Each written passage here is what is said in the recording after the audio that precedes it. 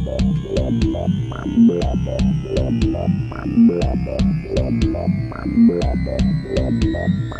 everybody, Alex here for Nerdy Inc. coming at you with another episode of Nerd Talk. When it comes to movies, television, and books, it seems like there's a pretty strong consensus about how to properly tell a story.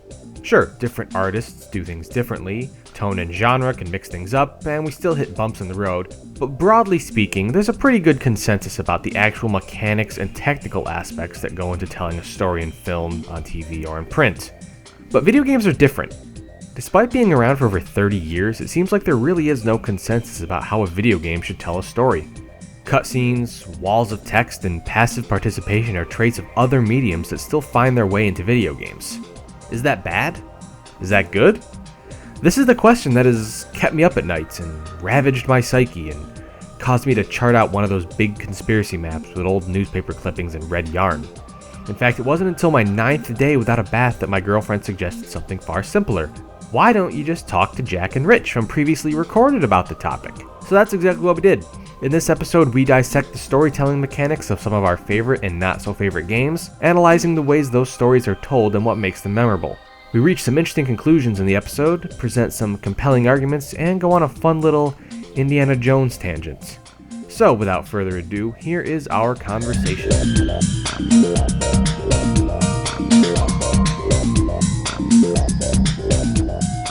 Today, we are joined by my usual co-host, Steve. Hello. As well as Jack and Rich from previously recorded. Hello. Hi. I'm Rich. I'm Jack. That's Jack and Rich.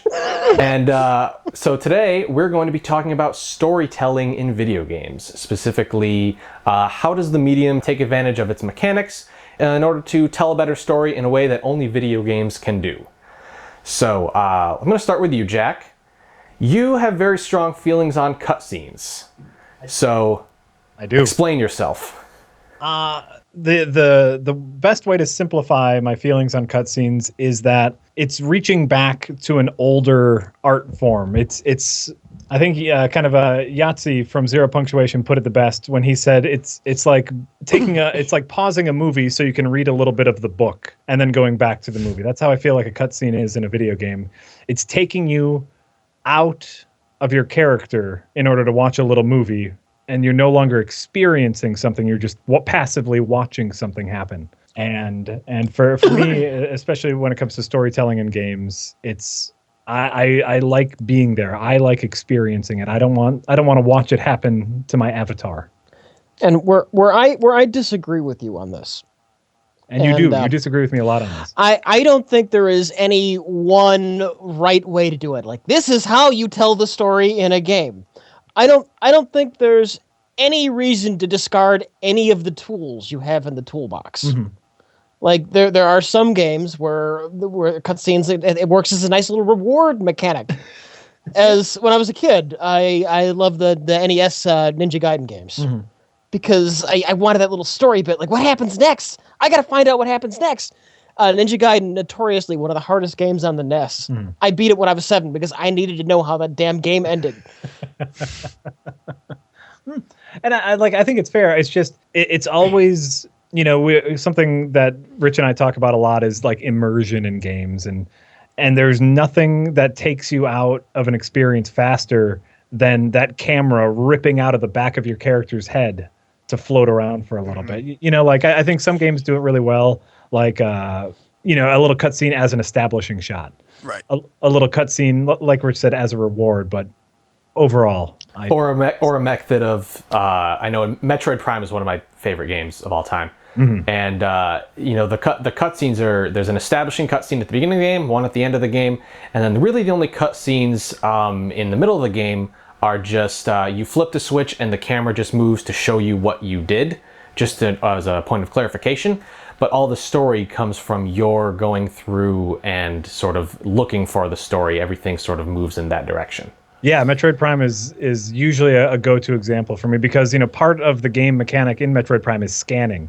You have to scan the enemy to reveal its weak spot. You have to scan the doors to open them. But then you can scan the relics, and that's how you get your story. And so they've integrated gameplay in storytelling, I think, perfectly. You know what else integrates gameplay into storytelling? What? The Last of Us.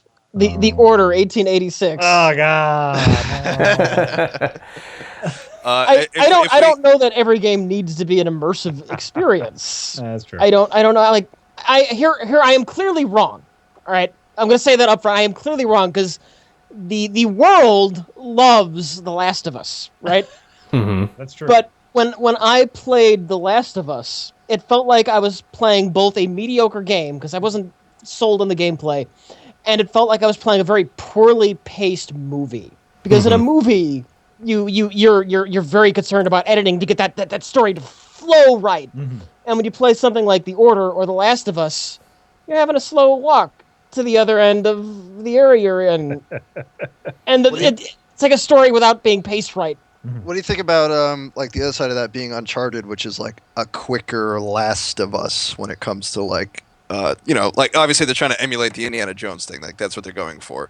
So they combine, you get like action scenes and cutscenes, and then you also get more scripted action scenes where you're still in control, but it's still almost like you're playing a cutscene, kind of, I guess.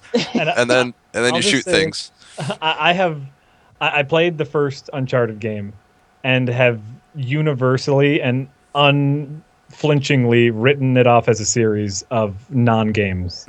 After playing that first Uncharted game, it's barely a game. You don't do anything. I can't comment because I haven't played any of them, but I guess if you can keep the pace right, maybe it would work. But I don't feel comfortable commenting on that series. So okay, yeah, I've never played it either, Steve, so I can't. I'm on my own here.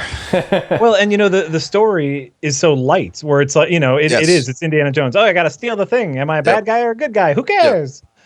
And so you just slaughter thousands of people without flinching. But you're a thief with a heart of gold, so it's okay.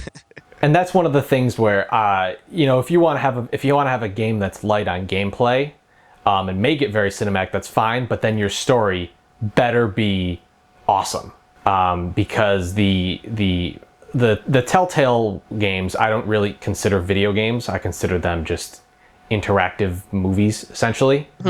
But the story is very, very fun and very interesting and very good, and the characters are very clearly defined and well written, and so those games are to me very enjoyable because they've made a good enough story to merit the fact that you're just watching a movie basically.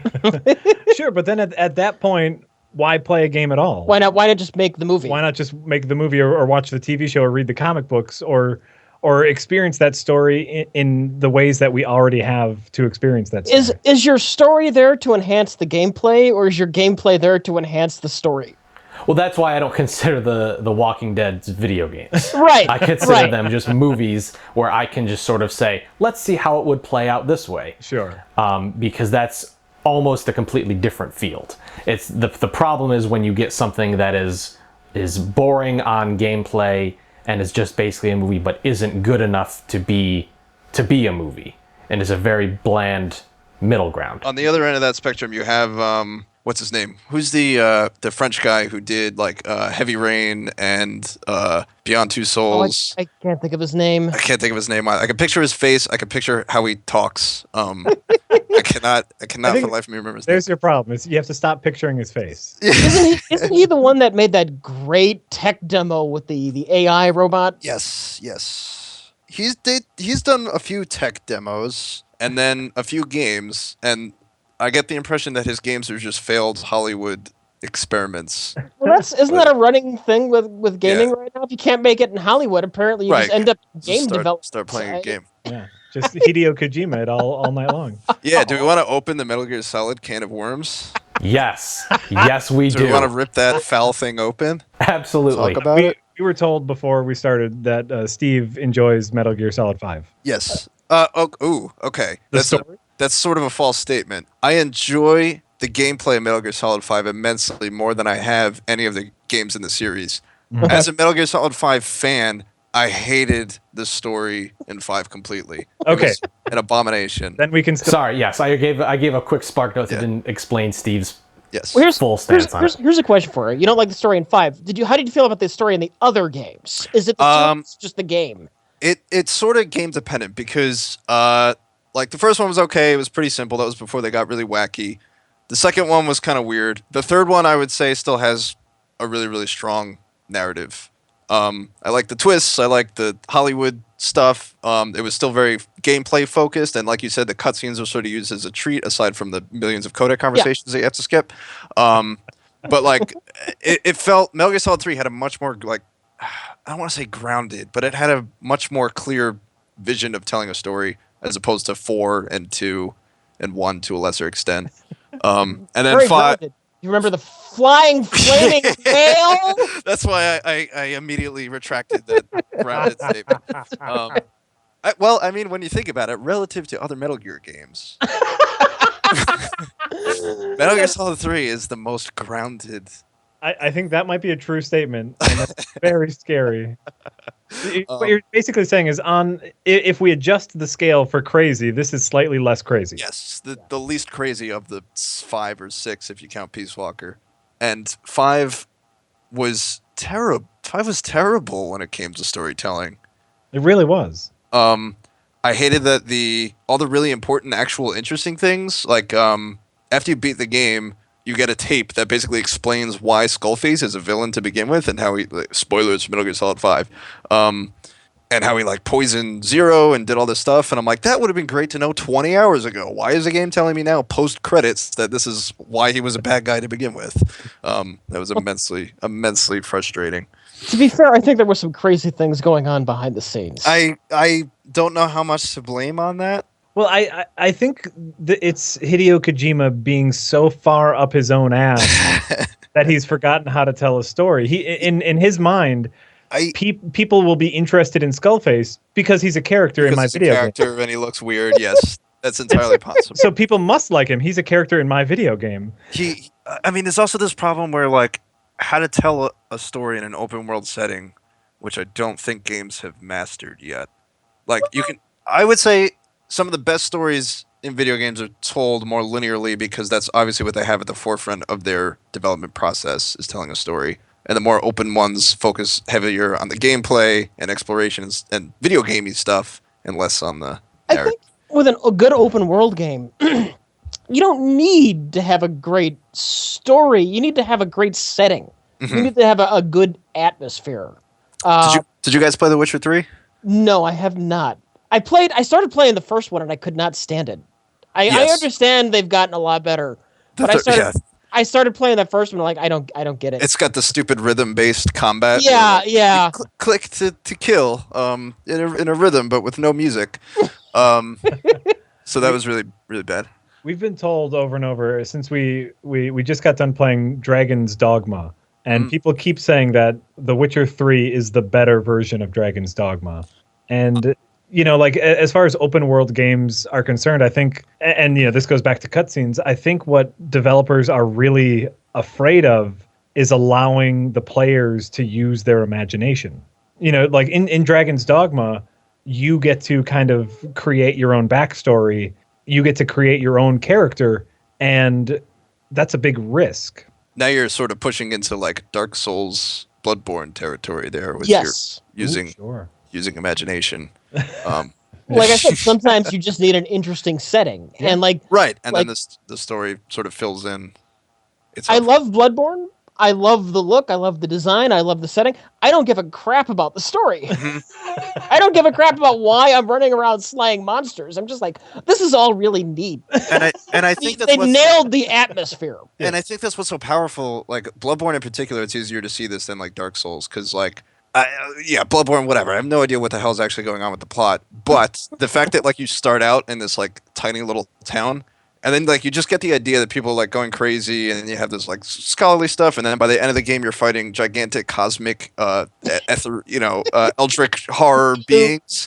But the connection is smooth. It's not like the setting and the places that you visit tell you that like this is the natural progression of the game. It's not like, town, and then all of a sudden there's some of the crazier boss fights. I thought it was a good escalation. Yeah, well, and it's all, like Rich was saying about like the atmosphere, it's all tied together. Everything is that same sort of kind of goopy body horror, whether it's body horror of a 50-foot monster or a tiny little insect. Mm-hmm. And The insect men I love. I'm just Those remembering fly the guys, fly guys in Bloodborne. Oh man. the Baxter Stockmans. But their story, I'm 100% sure that From Software, the developers of Bloodborne, knows exactly what's happening in that Oh, world sure. and chose not to tell us. I think they have a whole they have their own book that they wrote about Bloodborne, but they decided it would be more interesting if we just experienced it. And they're right. They've been right since Demon Souls. Miyazaki has been right. I mean, have you like read about the director or whatever at all and his like experiences No, I with have not. storytelling or whatever?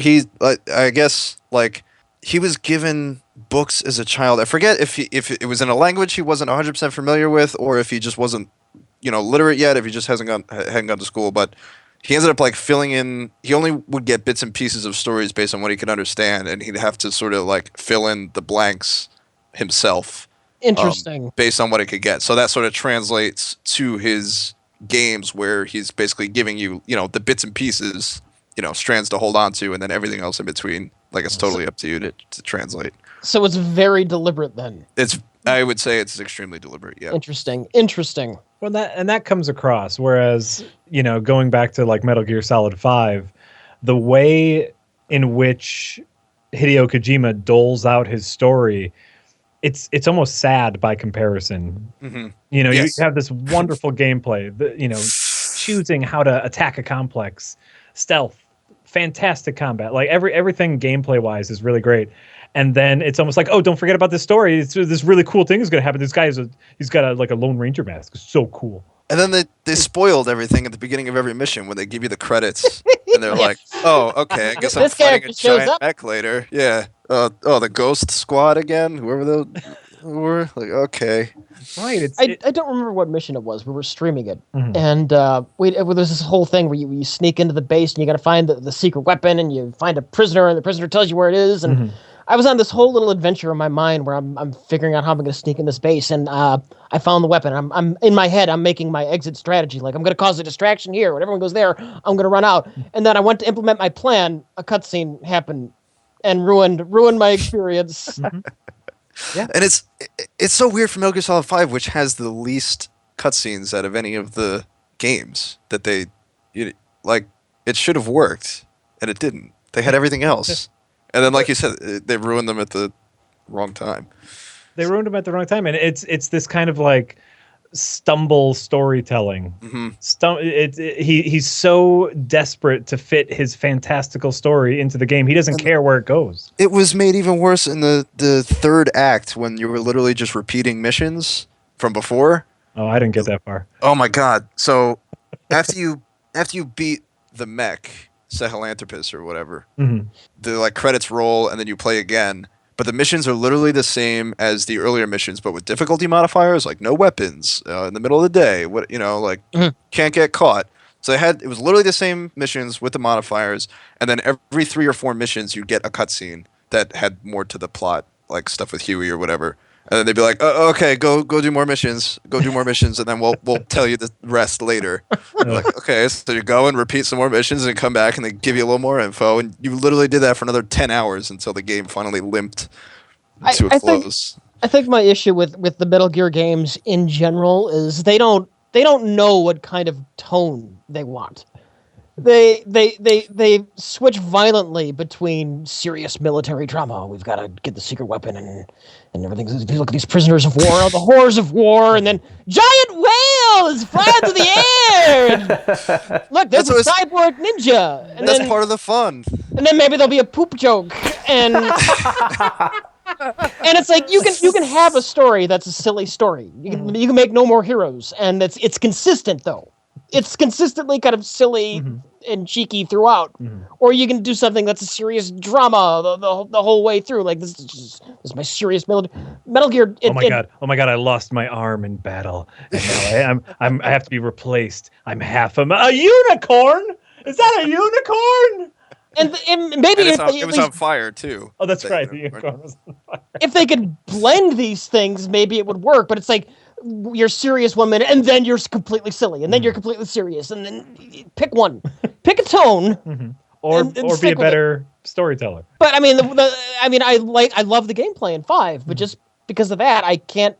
It prevents me from getting into the game. Absolutely. I don't know if you remember Ninja Gaiden 2. It was originally an Xbox 360 exclusive.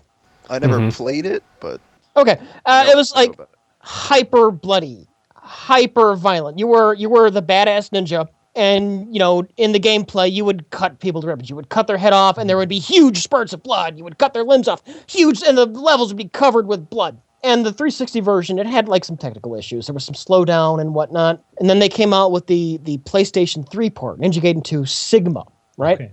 They improved the gameplay. They improved the frame rates. They improved the bow and arrow mechanics. They took out all of the blood.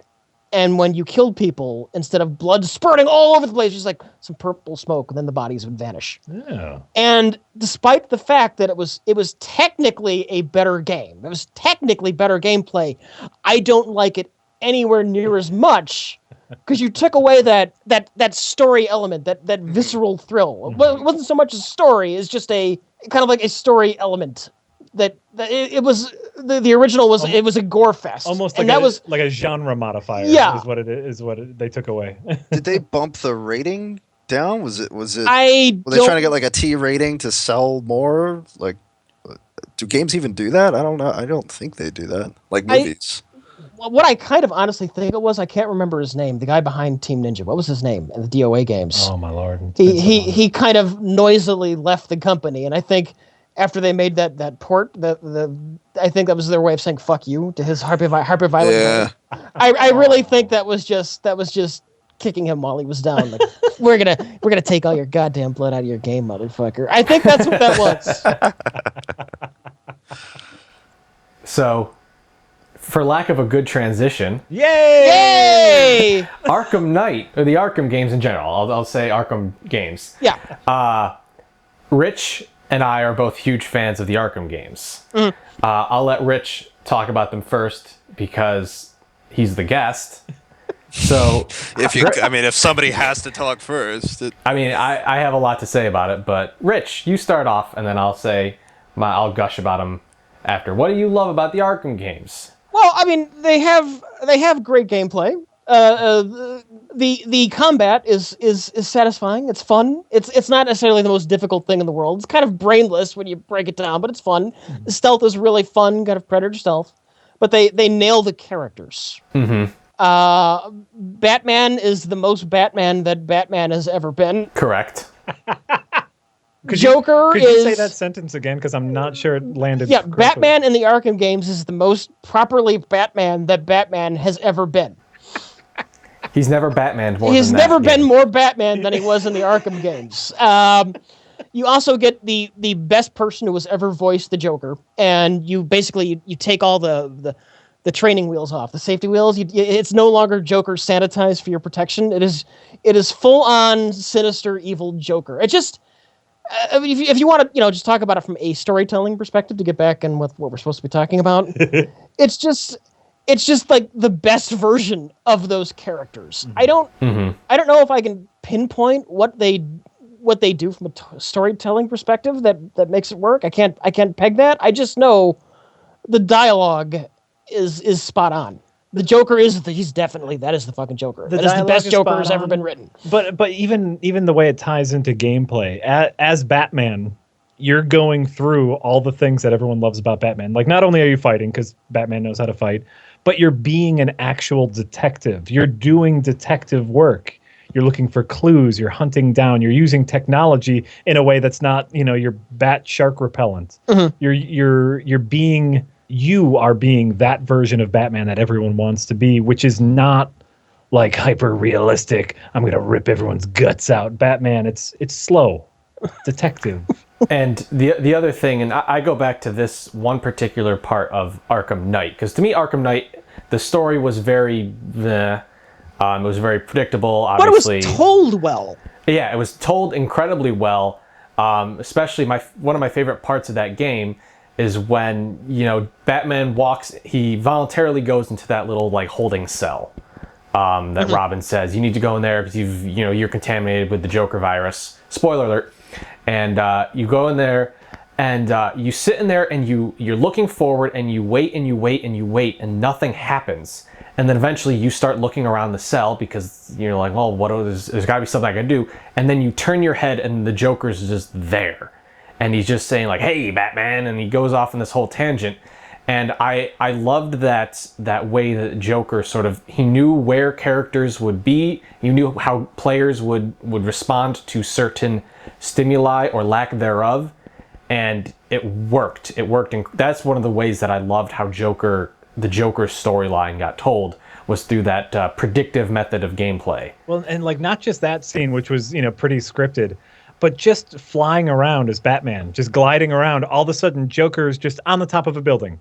Random. Yes. No, there's no reason for him to be up there, and you as a character, you could just keep flying. Billboards and posters will change. That's right. There'll be Joker-themed billboards and posters. But you could ignore them if you wanted. Like, you see the Joker on a building top, you could keep gliding by, but you stop because it's a way of kind of making it your choice.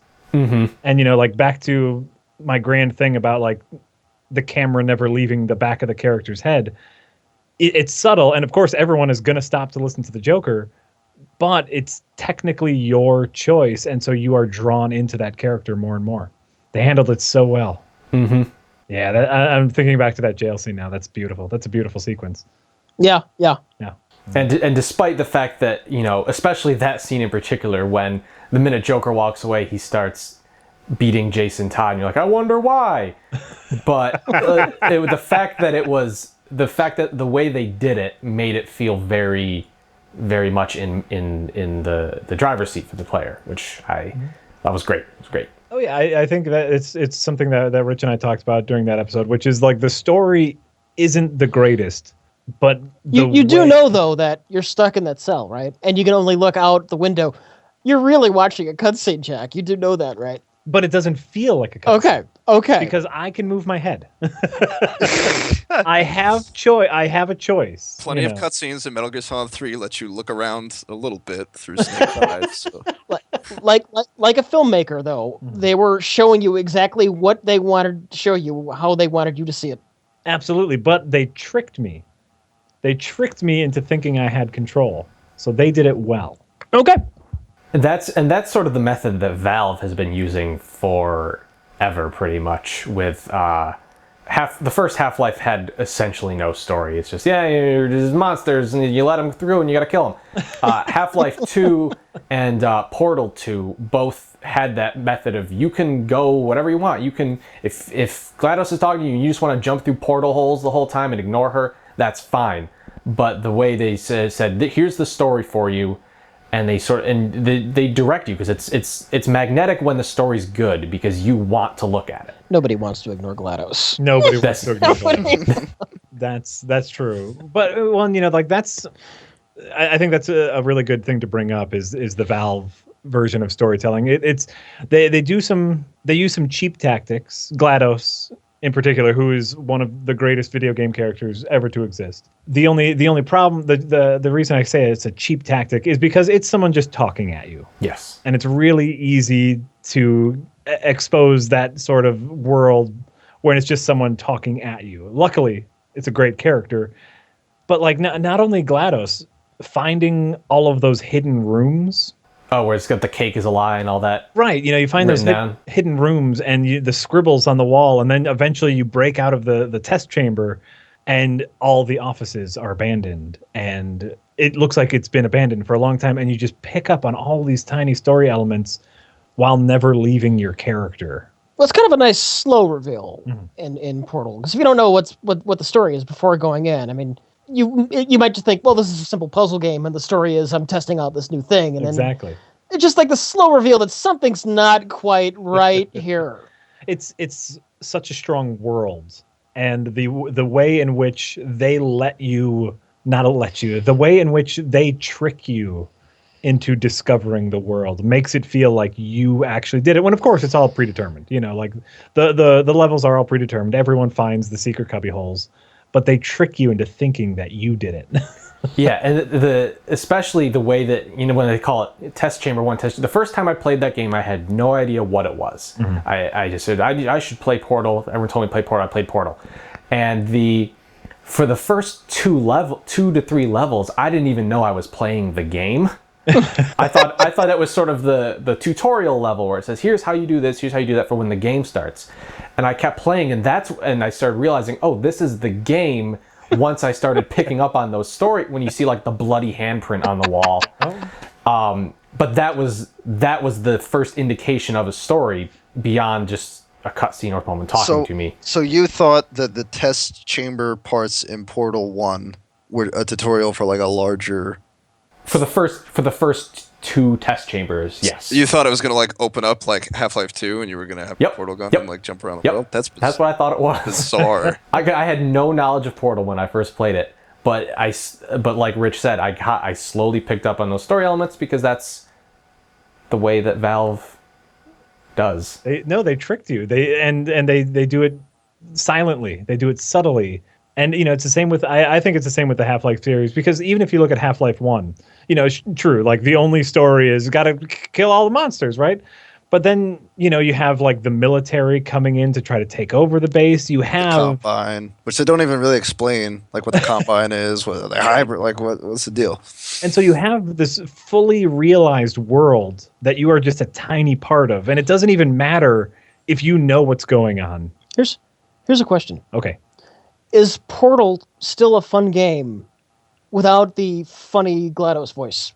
If you just strip that story element out of it and you make it just a puzzle game where you're using your portal gun to solve puzzles, but does it fall apart completely? It's a fun game that's forgettable. Is everything else the same? Like, do you still discover the abandoned offices? No, you don't. So it was like just test chamber for like. It basically be like a mobile game. It's like Bejeweled.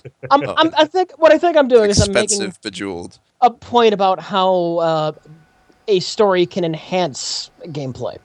Yeah, because that's like you just said a couple minutes ago, that GLaDOS is one of the best characters ever conceived, and that's what makes the game memorable, iconic. Whereas otherwise, like you said, Steve, it would be like a game you go on, you're like, oh, I got a half hour to kill, let me knock out a few of these test chambers. Otherwise you get the witness. Take God of War, right? Mm-hmm. And instead of being Kratos, you are now a teddy bear. And the enemies are all fluffy animals, right? And instead of trying to attack you, they're trying to hug you and like blow kisses at you. And you have to hug and kiss them until they fall asleep from warm, happy feelings. But the gameplay is entirely the same. I would love that game. I don't. I'd probably like it better than God of War. This sounds awesome and hilarious. You could take the same gameplay, exact same gameplay. You take the same timing in the attacks. It's hugs now instead of sword slashes, and it changes everything.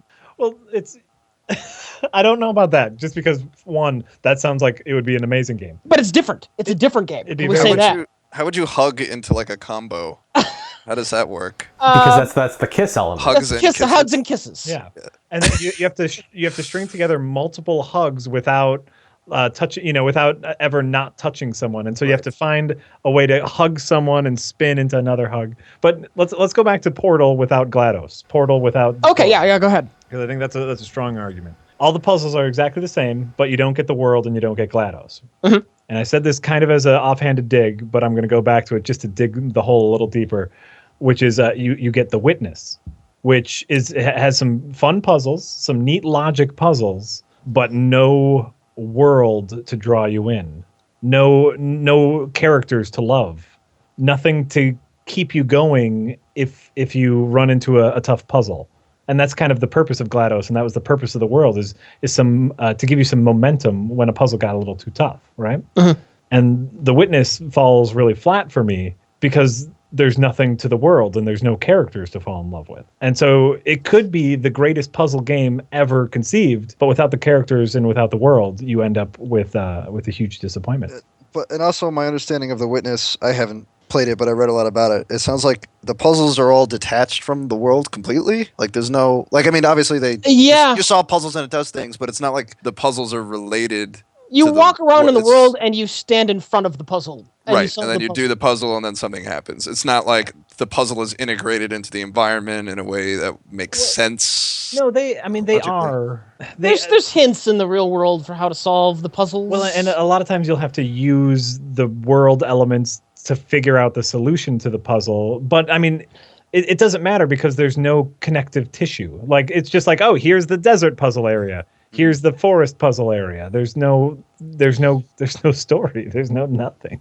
And I remember reading a book a while ago called As If that sort of explains culture's obsession with worlds and world building and people getting super into they like getting into things. People inherently like being able to dig into something that feels like it's pre-existed and they can explore and do all this stuff. And I think that's what the games were referencing that do that well, why they're so successful.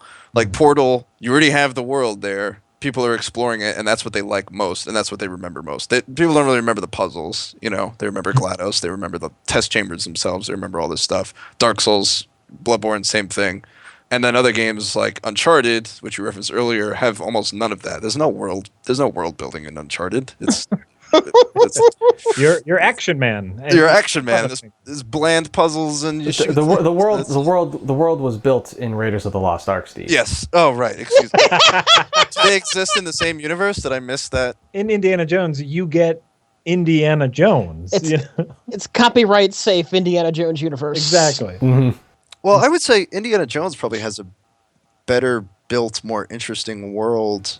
Yes. Uncharted, because you have the whole thing, you know, you have those little opening things where he's like beating the guy up on the boat, I think in the third movie for the cross, or, you know, it belongs in a museum, all that sort of stuff. So you get the impression that he's doing other things outside of the plot you're seeing, and that makes it feel so much more expansive. Or like the end of Raiders when they put the Ark in the big warehouse with all the other stuff, and your mind is sort of like, what? Whoa! What else is in there? Right, what more adventures await? And you know, it's the same thing. You know, as if used this example with Sherlock Holmes, where they would reference, you know, Holmes and Watson would reference cases that there are no books about. But the fact that they're like, you know, oh, this reminds me of the, you know, this time, whatever, and they just vaguely allude to something, and people would latch on to that, and they love that because it, you know, it feels real. It feels like it has depth. It feels like something they can get into. Can I diverge just for a second? Absolutely. Raiders of the Lost Ark, that warehouse in the end, right? Yes. I have a question for you. If your divergence is Indiana Jones, I have a question. Okay. Is that warehouse full of other amazing things that are locked in these crates? Or is the point that the Ark is lost again in another sea of mundane things? Ooh. Ooh, I like that. Which is it? I think it's, as much as we like to think they're amazing things, I think it's lost again in a sea of mundane things. I like that explanation better. I like the idea of it like just being filed away with back taxes. Yeah. Like carbon copies of tax receipts. But I think it's supposed to be fantastical things. Yeah.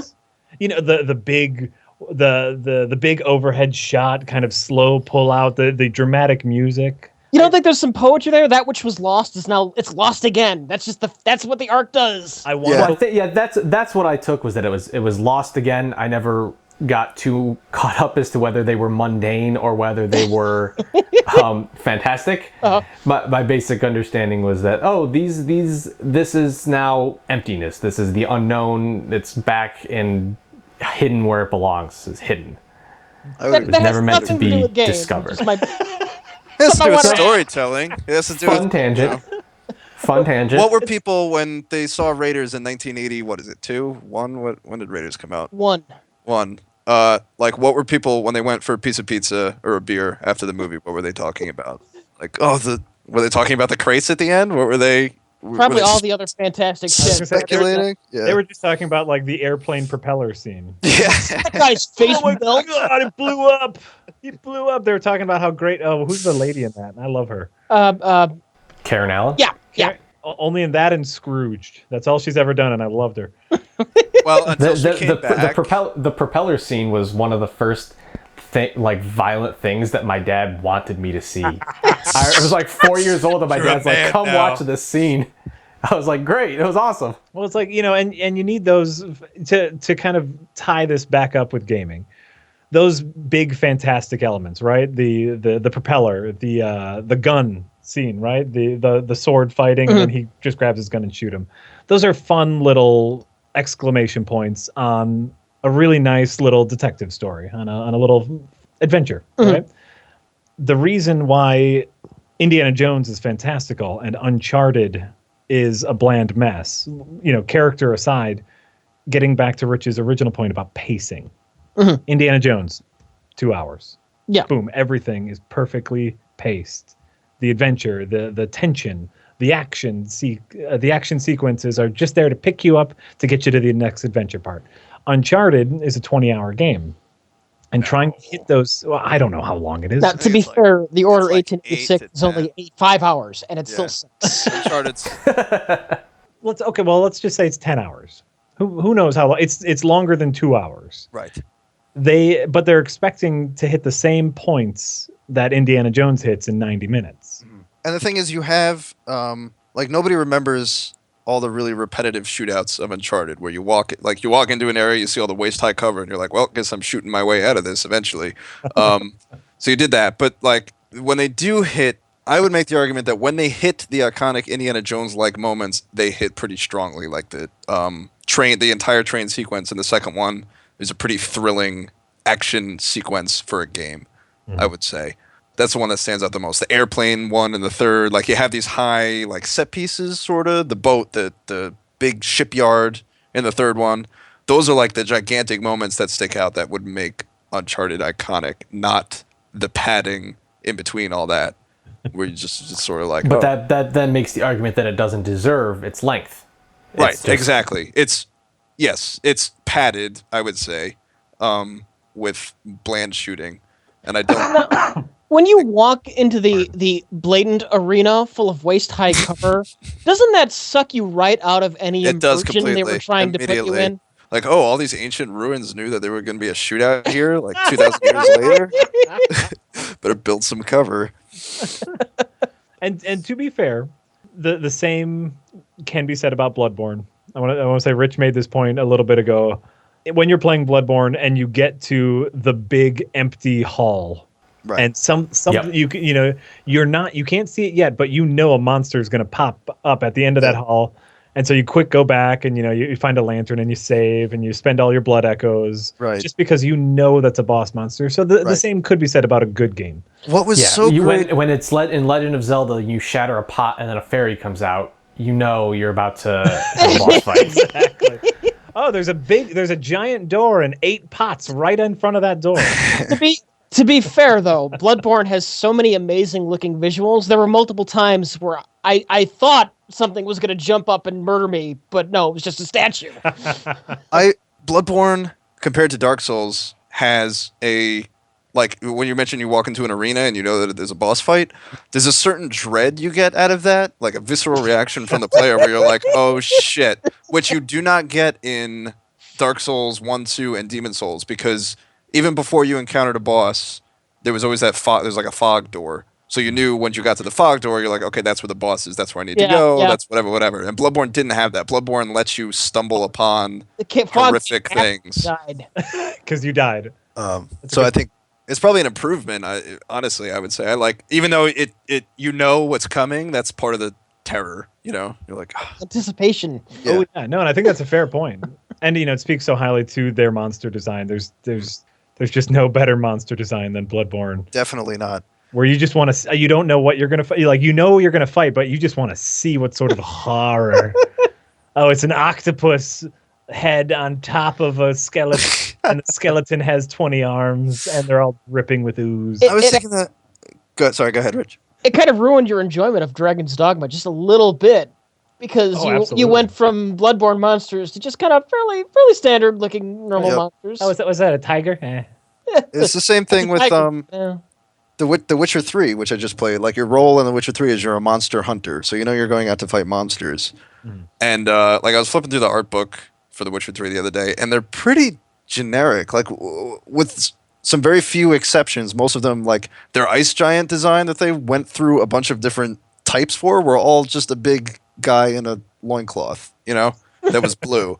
Like there's nothing interesting about that. I don't know, like you're fighting a blob basically, as opposed to Bloodborne, which I would agree with you that the Soul series in Bloodborne has hands down the best creature design I think I've ever seen. Everything is interesting and horrific, and when you do fight giant blobs in Bloodborne, they're weird and horrific. They're weird And and horrific blobs. they're distinct. Yeah. Those creatures do not exist anywhere else. No. And there's kind of a hipster joy in knowing that this only happens in Bloodborne. Whereas, yeah, like we were playing Dragon's Dogma, and you fight the Horcrux. What's it called? The Chimera. The Chimera. I think a Horcrux is a Harry Potter thing, and I don't know. Yes, it is. Okay, thank you. The Chimera, which is the lion goat snake. Right. And this is just a monster that has existed, in mythology in mythology for thousands of years. And so there's nothing special about what's it called again? Chimera. Why can't I remember what's the Chimera? Chimera. I Chai, thought it was Chimera. chai latte? It might be Kai. I don't know things. You fight the chai latte. And it's a good fight. It's a good battle, but the monster is disappointing. I think I can appreciate mythology though. It was kind of neat fighting the classics, but the classic. the classics. We could go back into God of War territory. Talk Right. about killing gods. Killing the classics. Fighting to the oldies. Now I want to play a game where I fight Frankenstein's monster and the mummy. Castlevania. You know I'm right. Castlevania. You are fight right. Frankenstein's monster, and I believe the mummy is also in the original Castlevania. I think you are absolutely right. There you go. I pictured 1981. We talk about storytelling and gaming. Like before that, you had like Pong. You had everything was abstract. You had a line and a dot. Yeah. And then I have to imagine that 1981, some guy he's got a maze, and there's like a dot in the maze and some squares that chase the dot. Like Adventure or Zork. At some point, somebody just decided to put eyes on the squares, and suddenly you go from an abstract game, and now you have drama. Would you say that in some ways video games are sort of behind the eight ball in realizing the like show don't tell policy? Because like when you want to actually start introducing plots into games, when you're going that far back, it's very hard to get visual things across with the limited visuals that you had. So you had to resort basically to telling, just text, like just straight up Final Fantasy, ream after ream of text to get the plot. So are games now like, are we recovering from that era where we're learning to show and not tell, or are we regressing? The problem is we're stagnant. Games have yet to realize, well, and I think we're getting there a lot with indie titles. Games are starting to find their own identity, and it's still a very young genre. It's a very young art form, video games. But breaking, and this is why the whole cutscene thing is very important to me. Breaking away from movies, I think, is incredibly important for the art form of video games. We need to be our own thing, because you can tell a story in a game significantly more deeply than with a movie. You are actively involved in the storytelling process, whereas with a movie or a book, you're just passively seeing what's happening. I always say there are no right answers. Like something like Tetris doesn't have to worry about any of this. Well, Tetris, what is Tetris but Portal without a story, really? Yes, that's what Tetris is. If GLaDOS wasn't Tetris... Oh God, you might have something. Yeah, you might have something better. Put GLaDOS in Tetris. No. I mean, of course you're right. This doesn't need to apply to every single game ever. I do worry about games trying to turn into poorly paced movies, though. I mean, you don't have to worry about it. That horror already exists. Because then you Welcome to the Order, 1886. Well, it's all it's all about developers being confident enough to get out of the way of the player, and this is will be the eternal struggle of video games. Is the writer, the developer wants a certain thing to happen, but there's no guarantee that will happen in games, and so coding the freedom for the player, or tricking the player into doing what you want them to do. I'd be remiss if I didn't bring up Mass Effect. Oh God. Well, how much longer do we have? I'll try and be brief. Please talk about Mass Effect. They actually turn gameplay into story. With the dialogue. They turn, or more accurately, they turn story into gameplay. I was going to bring that up earlier. Go ahead. Yeah, because you might look at Mass Effect and think the gameplay is running around and shooting at things, but really, the gameplay in Mass Effect is all that dialogue wheel. Mhm. It's they turn talking to people into a gameplay mechanic and crafting your own character instead of going the silent protagonist route. Crafting your character was the gameplay. Well, I'm the hard ass who takes no shit, or no, I'm the good guy who likes to save all the people. And you had that choice. And they gave you the choice in the story. They gave you the freedom to craft the story as you saw fit until the third one destroyed everything. Until the third one turned it into a Until funeral the march. third one said, well, you don't have any control over your character or the story, and fuck you. Thank you for giving us $150 this last 5 years. Now jam it up your ass. Which is my final point is if you're going to have a story-focused game, you live and die by that story, not the gameplay. Well, and more so, they according to you, I haven't played any of the Mass Effect games, is they did do a great job of getting out of the way and letting the player craft their own character. Yeah. Except for in the third one. Yeah, there's less choices all around for you to make in the third one. They reduced many of the dialogue wheels to a binary yes or no answer, and you're constantly talking without your input, which is just wrong. Right. That's against the whole premise of the game. Yeah. I think The Witcher 3 also takes that sort of to the next level in terms of at least consequences for your choices, where they're not so black and white initially. I mean, there's, Geralt is interesting because he comes from books, so obviously he has this already established backstory that people could base who they want him to be off of. But they could also do the same thing, turn him into a prick, make him super nice, make him helpful, make him begrudgingly helpful, but you can choose how political you want him to be involved in. Like Witcher 3, there's a whole quest line that you can follow that involves assassinating a king, and if you do that, that will change the world completely, or you could just ignore it and just finish the rest of the game and let that asshole king, keep living and doing shitty things. But then there are also more subtle choices too that you make that have huge impacts later, don't resolve, and you're like, oh shit, if I did something differently, it might, have been better. So I like that. That was a big disappointment. If you remember BioShock, the first BioShock. yes, Is supposedly this incredible choices that you can make in BioShock. Do you rescue the little girls or do you sacrifice them? But then at the end of the day, it was just a binary. It was just you're either all good or all bad. There's no gray area. There's no in between. Absolutely, and I think that's what The Witcher 3, the Witcher series as a whole, I would actually argue, sort of fixes. Is morally gray, spectrum of good guy, not so good guy, and everything in between, and everything is justified depending on how you slice and dice the character. Yeah.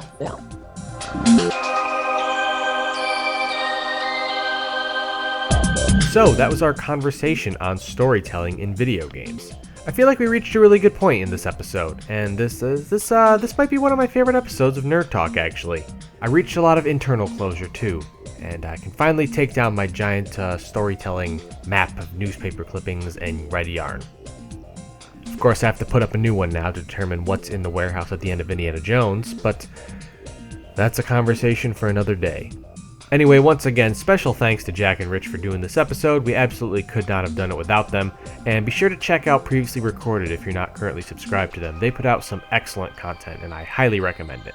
And of course, if you enjoyed this video, like, comment, subscribe, all that good stuff is much appreciated, and we will see you next time.